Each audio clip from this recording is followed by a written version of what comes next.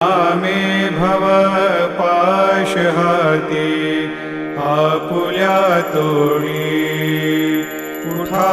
पांडुरंगा प्रभात समयोपातला वैष्णवांचा मेळा गरुड पारी दाटला गरुड पारापासूनी महाद्वारापर्यंत सुरवरांचे मांदे उभे जोडोनी हात शुकसनकादिक नारद तुंबर भक्तांच्या कोटी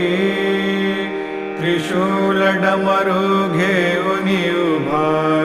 गिरिजेचा पती कलियुगींचा भक्त